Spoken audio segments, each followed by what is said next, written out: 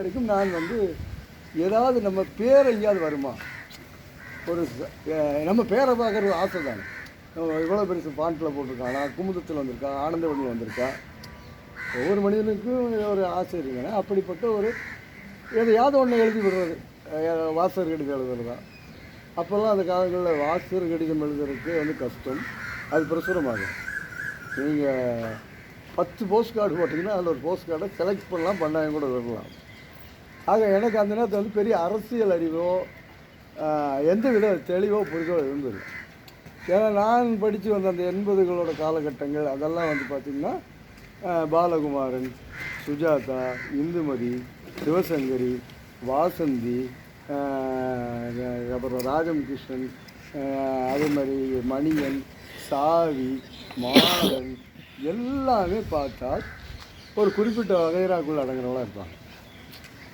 அதில் ராஜேஷ்குமார் ஒருத்தர் தான் விதிவிலக்கம். இந்த காலகட்டத்தில் என்ன மாதிரி நாட்கள் எழுதணும்னா என்ன எழுதுறது, அங்கே வாசகர் கடிதம் வராது, அப்புறம் உங்கள் கட்டுரையை போடுவாங்க. அதெல்லாம் ஒரு பெரிய நெட்வொர்க் அல்லது பெரிய ஒரு தோழமை வட்டம் இப்படியெல்லாம் சொல்லிக்கலாம். அவங்களுக்கு மட்டும்தான் வரும், அவங்களுக்கு மட்டும்தான் போடணும், அவங்க போடுறத நாங்கள் வாசிக்கணும். அவங்க எழுதுகிறாங்களோ அதுதான் கதை, அவங்க எழுதுகிறாங்களோ அதுதான் கவிதை. ஆக உங்களுக்கு ஒரு மாற்று எண்ணங்கள் அல்லது இன்னொரு வேறு விதமான சிந்தனைகள் அல்லது அதை ஒத்த சிந்தனைகளே இருந்தாலும் நீங்கள் அச்சு வாகனத்தில் உங்களோட எழுத்து வர்றதுங்க வந்து சாதாரணமான விஷயம் இல்லை. நான் சொல்கிறது வந்து நான் 62 பிறந்தவன். நான் அப்போ எனக்கு அந்த 24, 23 வயசு ஆகும்போது நான் எழுதணும்னா இன்னொரு விஷயம், சட்டில் இருந்தால் தான் நகைப்பையில் வரும், நம்மளுக்கு அந்த விஷயமே இருக்கல, அது வேறு. ஆனால் இவங்கள மாதிரி எழுதலான்னு பார்த்தா அங்கே போகிற அப்போ நான் சென்னையிலலாம் வந்து ஏதாவது இதெல்லாம் போடலான்னா வாய்ப்பு கிடையாது. சென்னைக்கு வர்றதே எங்களுக்கு குதிரை கொம்பு தான். எப்படி ஒரு தொலை தூரமாக மன்னார் மற்றவங்களுக்கு கருதப்படுவோம், அப்படி எங்களுக்கெல்லாம் சென்னைங்கிற ஒரு தூரமானது தான். அப்போ அந்த மாதிரி நேரங்கள் தான் எனக்கு ஈழப் போராட்டம் அறியுமாகுது, இந்த மனிதர்களோட சகவாசங்கள் நட்பும் தோழமையும் கிடைக்குது. அதே மாதிரி அந்த சம்பவங்கள் நம்ம மனதை பாதிக்குது. அப்போ இந்த இங்கெல்லாம் எழுதணும்னு ஆசைப்பட்டால் அப்போ சில பத்திரிகைலாம் அப்போல்லாம் வாசகர் கடிதமாக வரும் நம்மளுக்கு. அதுவே எதோ பண்ணி அவனுக்கு தக்கபடி எழுதணும், அவனுக்கு ரசனைக்கு தக்கபடி எழுதுனா ஏதாவது ஒன்று தேடி வரலாம். அப்போ இன்னும் பெரிய கண்டென்ட் வைடாலாம் ஒன்று நல்லதாக இருக்காது நம்மளுக்கு எதுவுமே. அக்கா சுசீலாவின் கதையை கேட்டதும் கண்ணில் நீர் வந்து விட்டது அப்படின்னு போட்டு ஒரு போஸ்ட் கார்டை போட்டு விட்டால் எப்படியாவது எழிற்கோ அப்படின்னு பேர் கோயம்புத்தூர் வந்தால் நம்மளுக்கு ஒரு சந்தோஷம். நீங்கள் உங்களோட சிறுகதையவோ ஒரு நாவலையோ அல்லது ஒரு கட்டுரையவோ ஒரு கவிதையோ எதிர்பார்க்க முடியாது. இன்னொன்று எதிர்பார்க்குற அளவுக்கு எங்கிட்ட விஷயம் இருக்கல, அது வேறு. ஆனால் அப்படி எழுதுறவங்க இருந்தாலும் கூட என்ன விட்டுருங்க, இருந்தாலும் கூட அவங்களுக்கு அந்த வாய்ப்புகளை கிடைச்சது. அது ஒரு பெரிய இரும்பு திரை கொண்ட ஒரு பகுதியாகத்தான் தமிழகத்தினுடைய ஊடகம் இருக்குது அப்படிங்கிறதான்.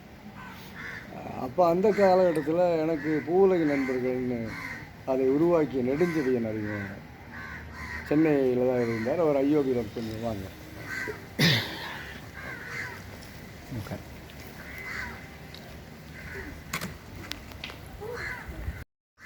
நான் அப்போ தான் 84 அப்பாவை இழந்துட்டேன்.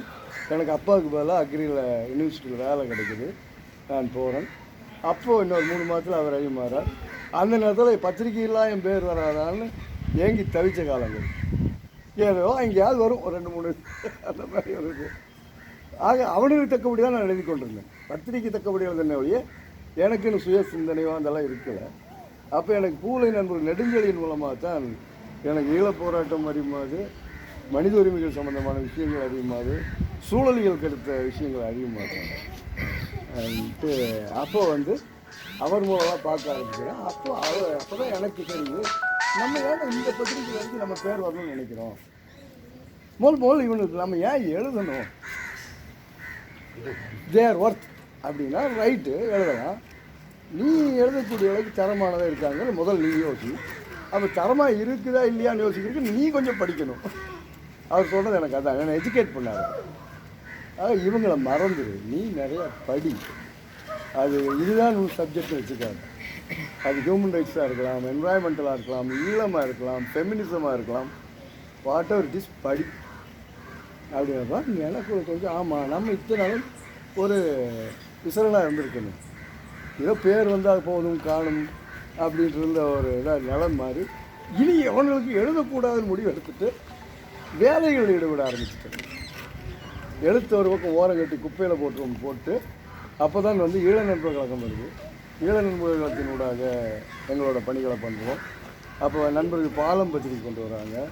அப்புறம் அமைப்பை சார்ந்த தோழர்கள் வந்து புத்தகங்கள் விற்கிறது, அவங்க கொண்டு வர பொதுமை, ஈழவரிடத்தீர, இந்த மாதிரி புத்தகங்கள்லாம் சஞ்சிகைகள்லாம் கொண்டு விற்கிறது.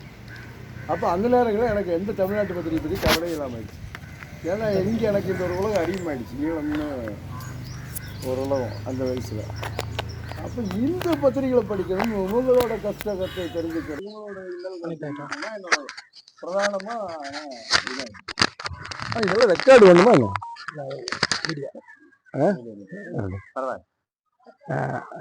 அப்போ கொஞ்சம் அவதானமாக தானே பேசணும், அதுக்காக சொல்கிறேன். தண்ணி இருக்கா வேண்டிக்கிறோம். நம்ம எழுதக்கூடிய அளவுக்கு அந்த பத்திரிகை தரமானதா அப்படிங்கிற கேள்விகள் எனக்குள்ள எழ ஆரம்பிச்சு நம்ம படிக்க ஆரம்பிக்கிறோம். படிக்க ஆரம்பித்தால் படிப்பினூடாக எழுதலாம்னு வரும். அப்போ சொல்லணும் நம்ம இனிமேல் எந்த பத்திரிகை எழுதக்கூடாது, அனுப்பக்கூடாது. அதுக்காக நான் அது குறைச்சி தரம் தாழ்த்தி சொல்றேன்னு நினைக்கிறேன். ஒண்ணு அதில் எழுதக்கூடிய அளவுக்கு எனக்கு கெப்பாசிட்டி இல்லைன்னு வச்சுக்கலாம், அல்லது என்ன புரிஞ்சுக்கிறதுக்கு அவங்க கெப்பாசிட்டியில் வச்சுக்கலாம். ஆனால் நான் அந்த அளவுக்கு வடிவா படித்தவன் இல்லை அந்த காலகட்டங்களில். ஏதோ 10ஓட 11 போட்டி போடக்கூடிய ஒரு ஆளாத்தான் இருந்தேன் ஒழிய சுயமான ஒரு இதுங்க இருக்குல்ல. ஆனால் ஈழ விடுதலை போராட்டம் இதெல்லாம் வந்து எனக்கு ஒரு சுய சிந்தனை கொடுத்தது. எனக்கு உலகத்தின் பல கதவுகளை திறந்து விட்டது. அப்பதான் நம்ம 88 வந்து எங்களோட முதல் புத்தகம் வெளியிடணும், அன்பு தோழிக்குன்னு சொல்லிட்டு. புத்தகமா தான் வெளியிடணும், பத்திரிகைகளுக்கு எழுதக்கூடாது அப்படின்னு முடிவெடுத்து முதல் புத்தகம் சென்னையில தான் அச்சடிச்சு நம்ம தோழை தான் கொண்டு வராங்க. எங்களோட திருமணத்தை தான் அந்த புத்தக வெளியீடு. அதை பத்தி தமிழ்நாட்டுல 2 பத்திரிகைகள் எழுதுனாங்க, இப்படி ஒரு புக்கு வந்திருக்கு. அப்போ என்னன்னா அதுக்கு முன்னாடி எழுதின ஸ்டைல் எல்லாம் விட்டுட்டேன். அக்கா சுஜியான் கதை கேட்டதும் கண்ணில் நீர் வந்து விட்டதுன்னு எழுதுறதோ, அடடா இதை போல எழுத்தை பார்த்ததில்லை மயிர்கால்கள் குத்திட்டு நிற்கின்றன வாசல் எழுதுறதெல்லாம் விட்டுட்டு படிக்க ஆரம்பிக்க நம்மளுக்கு எழுத்து நம்மளுக்கு கொஞ்சம் எப்படிங்கிறது புரிய ஆரம்பிக்குது. அப்ப நம்மளுடைய எண்ணங்கள் வந்து படிக்க நிறைய விஷயம் வருது. ராஜஸ்தான்ல ரூப்கன் ஒரு பெண்ணை வந்து கணவன் இறந்தோன்னா சதிங்கிற பேரால கொள்றாங்க, ஏற்றிடுறாங்க, சதி மாதாக்கி ஜெயன்னு சொல்லிட்டு கொள்றாங்க. அப்ப அதை பத்தி கோபம் வருது, இந்த மாதிரி விஷயங்கள்லாம். அப்ப இங்க ஐபிகே நம்மளுக்கு கோபத்தை கொடுக்குது. அப்ப இதெல்லாம் சேர்த்து கட்டுரை எழுதி வச்சிருப்பாரு. அப்ப தொகுத்து போடலாம்டான்னு சொல்றாங்க. அப்போ நம்ம குருநாதர் செழியன் தான் சொல்லி அந்த புத்தகத்தை முதல் புத்தகத்தையும் அந்த புத்தகம் வந்து தமிழ்நாட்டில் 2 பேர் தான் பேசினாங்க. ஒண்ணு அப்ப மனோசைன்னு வந்து கொண்டிருந்த ஒரு மிக தீவிரமான இடதுசாரி பத்திரிகையான மனோசையில் அதை பத்தி எழுதியிருந்தாங்க. அப்புறம் முன்னோடின்னு இன்னொரு மார்க்சிய லெனின் அமைப்பான இன்னொரு இதுல வந்து அந்த புத்தகத்திலிருந்து ஒரு எடுத்து போட்டுருந்தாங்க. இவ்வளவுதான் எனக்கு 88 என்னோட அறிவும். எனக்கு வெகுஜன பத்திரிகை பத்தின இதே மறந்துட்டேன் நான். அதுல எழுதணும், அது நம்ம பேர் வரணும், அப்படி இல்லை. நம்ம எழுதுனா ஆக்கப்பூர்வமா எழுதணும். அவங்க போடுறாங்களா இல்லையான்னு நீங்க அவங்க வாசலுக்கு போய் விற்க வேண்டாம். ஏதோ நான் இப்ப நல்ல இந்த ஒர்க் பண்ணி கொண்டிருந்தங்காட்டி பிஎஃப் பணம் இருந்தானே ப்ராவிடன்ட் ஃபண்டு, அதுல வாங்கி ஒரு புக்கை போட்டு கடன் ஆகுறது, அவ்வளவுதான், வேற ஒன்றும் இல்லை. 90 அந்த நேரத்துல வந்து கூடங்குளம் அணுமின் நிலையம் க்கான இது வந்து ரொம்ப உச்சகட்டமா இருக்கு. அப்பதான் கோட்பைச்சேவும் ராஜீவ்காந்தியும் கையெழுத்து போடுறாங்க. 90 தானே. அப்போ நாங்க வந்து இது எந்த ஒப்பந்தமா இருந்தாலும் போராடி 2 பேர் தான் கையெழுத்து போடணும் ஒழிய மொத்தம் ஓடக்கூடாது, நம்மளுக்கு பாடம் இருக்குதானே ஏற்கனவே. அப்போ அந்த அடிவில் இது வந்து இந்த ரேடியேஷனுக்கான மாற்று நீங்க ஒண்ணுமே இல்லை. அப்போ இது வந்து எங்களுக்கு சூழ்நிலைக்கு எவ்வளவு ஆபத்துங்கிறதுக்காக நாங்கள் அணுஆபத்து தடுப்பு இயக்கம் நடத்திட்டு இருக்கவங்க இதை ஒட்டி புக் எழுதுறேன். அதை என்னென்ன வேலைகள் சேருமோ வேலைகளை ஒட்டி புக் எழுதுறது, புக் எழுதுறது வேலையல்ல. அப்ப புத்தர் சிரித்தான்னு சொல்லிட்டு அந்த புத்தகம் 2வது புத்தகம், அந்த புத்தகத்தையும் தமிழ்நாட்டில் 2 பத்திரிகை தான் எழுதினாங்க. ஒண்ணு மறைந்து போன கோவை ஞானி அவருடைய நிகழ் பத்திரிகையில் எழுதியிருந்தாங்க. இன்னொன்னு கடையாளி பத்திரிகையில முஸ்தாபா பதில்கள்ல. ஏன்னா நம்ம ஸ்டைலே வந்து அந்த இங்க எப்படி இந்த வட்டார வழக்கு இருக்கு, பேசாலைக்குன்னு ஒரு வட்டார வழக்கு உண்டு, யாழ்ப்பாணத்துக்குன்னு உண்டு, ஈழத்துக்குன்னே ஒரு தனியான ஒரு மொழி உண்டு. என்ன திருச்சியில் நிக்கிறீங்களா அவன் நினைச்சிட்டு நின்றுட்டு இருக்காங்கன்னு, அது அங்க இருக்கையானதான் அர்த்தம். அதே மாதிரி கோயம்புத்தூர்ல போறது போற செருப்பு தொட்டு போ அப்படின்னா செருப்பு தொட்டுட்டு போறதில்ல, போட்டுட்டு போனதான் அர்த்தம். ஆக நான் கோயம்புத்தூர் ஸ்லாங்கிலே எழுத ஆரம்பிச்சிட்டேன். என்ன விஷயமோ அது கூடங்குளம் அணுமின் நிலையமா தான் சரி அல்லது ஈழ பிரச்சனையா தான் சரி, கோயம்புத்தூருடைய வட்டார வழக்கு எழுதுது. அப்ப மற்றவங்களோட பார்வையை அது பெறுது. சின்ன சின்ன வட்டங்கள் அது போனாலும் கூட அது பார்வை பெறுது. அதுக்கப்புறம் இடையில ஒரு கேப்பை விட்டு 96ல் ஒரு புக் எழுதுறேன். அந்த நேரம் தமிழ் சினிமா ரொம்ப வக்கரமான பாடல்களாக வந்துருந்துச்சு, கடுமையான ஆபாசமான பாடல்கள். அப்ப நீங்களும் கேள்விப்பட்டிருப்பீங்க, இந்த எப்படி எப்படி சமைஞ்சது எப்படி அந்த மாதிரி பாட்டு, எப்படி எப்படி சமைஞ்ச அப்படிங்கிற பாட்டு, அப்புறம் ரவிக்கு எதுக்கடி துடிக்கு, அசிங்க அசிங்கமா வல்கர், அதாவது பொது அவையிலையோ இங்க உங்க வீட்டை பத்தியோ பகிர்ந்துக்க முடியாத அளவுக்கு அசிங்கமான பாடல்கள் தான். அது பயங்கர கொடி கட்டி பறக்குது அந்த நேரங்கள். மாங்காய் மாங்காய் 2 மாங்காய், மார்க்கெட்டு போகாத குண்டு, இப்படி எல்லாம் பாட்டு. அப்ப நான் நினைச்சிட்டேன், நான் வேற தீவா இருந்துக்கேன்னு அப்பதான் உணர்றேன். நான் மற்ற பத்திரிகை படிக்க மாட்டேன், சினிமா பார்க்க மாட்டேன், சினிமா பாட்டு கேட்க மாட்டேன். இப்படி ஒரு சிறுவன் பாடிட்டு வரும்போது எனக்கு அதிர்ச்சி, அது ஹார்ட் அட்டாக்கே வந்துடும் போட்டு. என்னடா அப்போ நான் தான் புத்திசாலி நினைச்சு சுத்தி இருக்கேன், நான் இந்த உலகத்தை கவனிக்க மறந்துட்டேன், பார்க்கல சரியா. வந்தாலே நம்ம ஒரு 2 கிலோமீட்டருக்கு முன்னாடி தனித்து தெரியக்கூடிய தீவா இருந்திருக்கும். அது நம்ம ஒன்று தப்பு. இனிமேல் நம்ம வெகுஜன படங்களை பார்க்கணும், வெகுஜன பத்திரிகை படிக்கணும். ஏன்னா இதுதான உலகம். நான் மட்டும் தனியா ஒரு எம்பளமா சுத்தி என்ன பிரயோஜனம்? அப்பதான் படிக்காகும் போது அந்த ஒரு புத்தகங்களை வேண்டி கட்டாயம் வருது. அது தமிழகம் மட்டும் இல்ல, பெரிய அளவுல பரபரப்பு கொடுத்தது. மற்ற 2 புத்தகத்தையும் 2 பத்திரிகை தான் போட்டுது. 3வது எழுதுன வாலி கூட்டல் வைரமுத்து சமம் ஆபாசம்ங்கிற ஒரு புத்தகம். அது பீனாங்கு 18வது சங்கம் தான் போட்டாங்க, மலேசியா 18வது சங்கம். அது தமிழகத்துல ஒரு பெரிய பரபரப்பு கொடுத்துருச்சு. இவன் போய் வாலியும் வைரமுத்துவே திட்டுவானா அப்படிங்கிறவங்க. ஏன்னா அவங்க 2 பேருமே அதிகாரத்துக்கு நெருக்கமா ஒரு இருந்தவங்க, இருக்கிறவங்க, அந்த மாதிரி ஒரு அதுவும் ரொம்ப கோபமான கடுமையான விமர்சனங்களா, சாதாரணமான விமர்சனங்களை பொது அவையில சமைஞ்சது எப்படின்னு ஒருத்த பாட்டா போடுவானா அப்படின்னு சொல்லிட்டு, வாலி என்ற ஒரு காளி எழுதுறாரு அப்படின்னு சொல்லிட்டு கடுமையான விமர்சனம். அது தமிழ்நாட்டு பத்திரிகையெல்லாம் டிபேட் வைக்கிறாங்க, பரிசு போட்டி நடத்துறாங்க. பாமரன் சொல்றது சரியா தப்பா, சரியா சொல்றது 100% இந்த மாதிரி. தமிழ்நாட்டில் அது எழுதாத பத்திரிகைகள் இல்லை அந்த நேரங்கள்ல. இவர் சொன்ன பத்திரிகை உட்பட குமுதம் எல்லா பத்திரிகையும் அதை எழுதுறாங்க. அப்பதான் யாருன்னு கவனிக்க ஆரம்பிக்கிறாங்க. அந்த நேரத்தில் குமுதம் பத்திரிகை ஆசிரியர்கிட்ட இருந்து எனக்கு ஒரு கடிதம் வருது, இந்த மாதிரி உங்களோட இதை வாலி இதை படித்தேன், இதெல்லாம் ரைட்டு, வாலி நீங்க குமுதத்தோட தொடர் எழுத முடியுமா அப்படின்னு வருது. நீங்கள் ஏதோ ஒன்றில் என்னை பற்றி கூட கிண்டல் அடித்திருந்தீர்கள் அப்படின்னு எழுதுறது யாருன்னா மாலன் எழுதுறாரு. எனக்கு நீங்க எழுத முடியுமான்னு யோசிச்சு சொல்லுங்கன்னு போடுறாரு. நம்ம குமுதத்தையும் சேர்த்து திட்டி வச்சிருக்கோமே இது வரைக்கும், எதையும் மிச்சம் வைக்கலையே, ஒரு யாரையாவது நல்லவன் மிச்சம் வச்சுதான் பரவாயில்ல, இனி என்ன பண்றது? அப்ப நண்பர்கள்ட்ட விவாதம் பண்ணும்போது சொல்றாங்க, இல்ல இந்த மாதிரி பத்திரிக்கை நீங்க எழுதணும், மக்களுக்கு எது போய் சேருதோ அந்த தான் நம்ம கருத்து போகணும். ஆனா அந்த கருத்துக்காக மட்டும் நிக்கணுமே ஒழிய பத்திரிக்கையா உங்க கருத்தை மாற்றக்கூடாதுங்க. அந்த தீர்மானமான முடிவோட தான் அந்த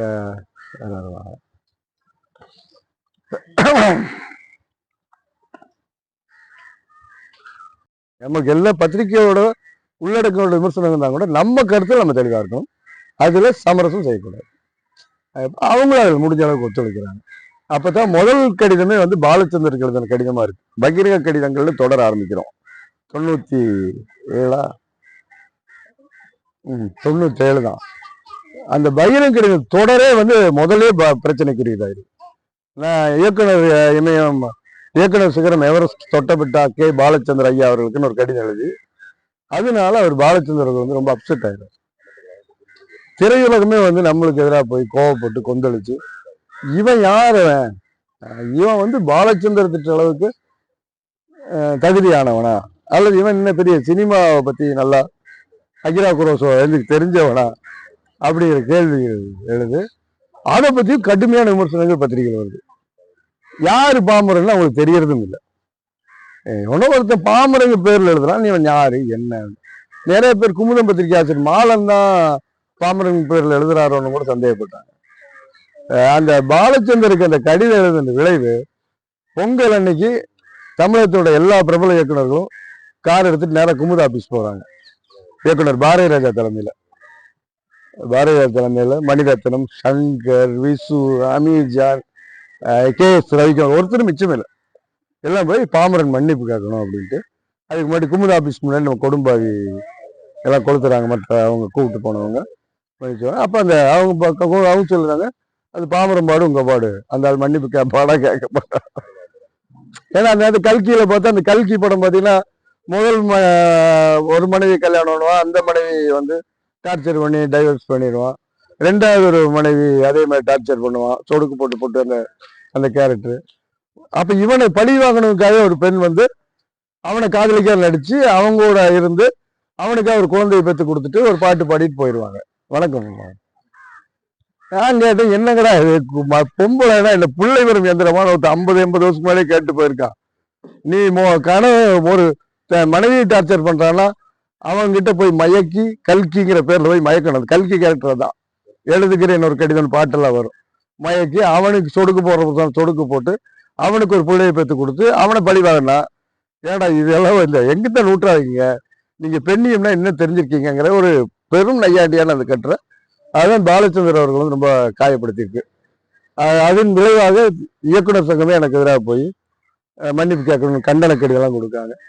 அடுத்தது அது கேட்கறதுல அது வளமையா போயிடுது. அதுக்கடுத்து மணிரத்னம் படம் வருது. மணிரத்னம் படத்தை பத்தி இயக்குனர் என்னது திரையுலக தர்மி மணிரத்னத்துக்கு அப்படின்னு ஒண்ணு, திரையுலக தர்மி மணிரத்னத்துக்குன்னு ஒரு கடிதம், அது அந்த மாதிரி போகுது. இப்படிதான் வந்து நான் வெகுஜன பத்திரிகைக்குள்ள வந்தேன். அதுக்கப்புறம் தொடர்ச்சியாக குமுதத்துல பகிரங்க கடிதங்களுக்கு அப்புறம் தெருவோர குறிப்புகள், டுபாக்கூர் பக்கங்கள், படித்ததும் கிழித்ததும், இந்த மாதிரி தொடர்கள் வந்து விகடன்லையும் ஒரு நிறைய கட்டுரைகள் வருது, நக்கீரனில் போடுறாங்க. முடிஞ்ச அளவுக்கு ஒரு வெகுஜன பரப்புல தெரிகிறது. இதுதான் வந்து நம்மளோட டிராவல் அப்படி வருது. ஆனால் எங்க இப்போ வந்து நம்ம அது பேச வேண்டிய அவசியமே இல்லை. நம்மளோட நிறைய விமர்சிக்கிறவங்க நல்லா வந்திருக்காங்க. ஃபேஸ்புக்கோ ட்விட்டரோ எங்கேயா போனீங்கன்னாலும் நம்மளோட கடுமையாக சாடக்கூடிய இருக்கும், கருத்தோட சொல்லக்கூடியவங்களும் இருக்குன்னா நான் வந்து இப்போ இனி நம்ம போய் பரபரப்பாக்கணும்னு எழுதப்பட்டதெல்லாம் அது இருந்தாலும் கூட நம்ம கருத்துக்களை அந்த வெகுஜன ஊடகத்தினோட சொல்றதுக்கான வாய்ப்பை அதை வச்சிருந்தோம். இட் இஸ் எ மெசேஜ் கேரியரா. நம்மளுக்கு ஒரு பெரியாருடைய கருத்துக்களையோ, மார்க்ஸுடைய கருத்துக்களையோ, அல்லது அம்பேத்கருடைய கருத்துக்களையோ, மனித குலத்தோட கருத்துக்கள் எதுவாக இருந்தாலும், அது வள்ளலாரோட கருத்தா இருக்கலாம், அது இதை கொண்டு போய் சேர்த்தறதுக்கான சாதனமாக தான் நம்ம எழுத்தை வச்சிருந்தோம். இப்போ என்னன்னா நான் கொஞ்சம் இந்த மாதிரியான எழுத்துக்களை விட்டுட்டு நிறைய படிக்கிறதுல கூடுதலான கவனம் செலுத்தணும். இப்போ படிக்க எனக்கு வெக்கமா இருக்கு, நம்ம எழுதுறதே ஒரு எழுத்தா அப்படின்னு. அவ்வளவு விஷயங்களுக்கு பல இப்பதான் 1879 எழுதப்பட்ட பிரதாப மொழியார் சரித்திரம் நாவலே படிக்கிறேன். அதை நம்ம தெரிஞ்சுக்க வேண்டியது அவ்வளவு விஷயங்கள் இருக்குது. அப்போ கொஞ்சம் ஆறுதலா விஷயங்களை கத்துக்குவோம் அப்படிங்கிறதுக்காக அதை நோக்கி ஒரு நகர்தல் போகுது. நிறைய நல்ல மனிதர்களை சந்திப்பதும் தமிழகம் முழுக்க பயணம் பண்ணுவதும் இப்படிதான். இப்போ மறைந்து போன பரமேஸ்வரன் ஐயா அவர்கள் வந்து ஆய்வாளர் பரமேஸ்வரன் தெரிஞ்சிருப்பீங்க. அவர் இந்த பண்பாட்டு அசைகள், தெய்வம் என்பதோர், அழகர் கோயிலை பற்றின புத்தகங்கள், அவர் மூலமாக பெற்ற நம்ம அறிவுகள், மறைந்து போன ஜெயனியூல் இருந்த NSS பாண்டியன் சொல்லப்படுகின்ற அந்த அவர் ரெவலிங் திங்க் டேங்க்பாங்க, இவருடைய புத்தகம். அப்போ அதே மாதிரி இன்னைக்கு வந்து சுதேசி ஸ்டீம்னு ஒரு பெண்குள்ள புத்தகம் வெளியிட்டு ஆயிரா வெங்கடாஜலபதியோடைய புத்தகங்கள், அவர் வஉசியை பற்றி வெளியிட்டிருக்க புத்தகங்கள், இதெல்லாம் படிக்க அது நாம இந்த மாதிரி ஆக்கப்பூர்வமான பாதையை நோக்கி நகருவோம். அடிக்கிறதுக்கு ஆளுங்க வந்துட்டாங்க, அது ட்விட்டரோ ஃபேஸ்புக்கோ அவங்க பார்த்து பட்டம் எடுத்துக்குவாங்க. நம்ம கொஞ்சம் ரெஸ்ட் எடுத்துட்டு மற்ற வேலைகளை படிப்போம். இந்த படிச்ச நல்ல விஷயத்தை இங்க டிரான்ஸ்ஃபர் பண்ற வேலையை பார்ப்போம்னு வந்தேன். இதுதான் நம்மளோட எழுத்தோட பயணம், வேற ஒன்றும் இல்லை. மற்றபடி பெரிய ஆக்கப்பூர்வமான எழுத்துலாம் சொல்ல முடியாது. ஒரு நல்ல புக்கு படிச்சா அதை கொண்டு போய் சேர்த்திடும், அவ்வளவுதான். அதுக்கு வந்து அந்த பிரபலம் அதுக்கு உதவுது, அப்படி வச்சுக்கலாம். பிரபல எழுத்தாளர்கள் இதுக்கு பயன்படுதுன்னா நம்ம படிக்கிற நம்ம வீட்டில் மிக பிரமாதமா எழுதக்கூடிய எழுத்தாளர்களையும் படைப்பாளிகளையும் கொண்டு சேர்த்தறதுக்கு அந்த பிரபலம் பயன்படுது. அப்படிதான் முடிஞ்சு நம்ம கதை. இதுக்கு என்ன மாற்றி அதை குறிப்பா சொல்லப்பானா, நான் அந்த நேரங்களில் படித்த சேயவனோட இரவல் தாய்நாடு, சேயவனோட நூல்கள் ஈழத்தில் மறக்க முடியாத நூல்கள். இரவல் தாய்நாடு, அகதியின் முகம், அதே மாதிரி சே கணேசன் எழுதின மான்விழிக்கு கடிதங்கள், குந்தவிக்கு கடிதங்கள், கலைசிங்க எழுதின புத்தகங்கள், டேனியல் எழுதின பஞ்சமர், கோவிந்தன், அந்த மாதிரி எல்லாம் தான் வந்து நான் அது வரைக்கும் நினைச்சிட்டு இருந்தேன் மிகப்பெரிய சிந்தனையால தமிழ்நாட்டில் எழுத்தாளர் தான். அதெல்லாம் தாண்டி மிக மிக உலகத்தையே இன்னொரு பக்கத்தை காட்டக்கூடிய எழுத்துக்களை நான் ஈழத்து படைப்பாளர்கள் என்று தெரிஞ்சுக்கிட்டேன்.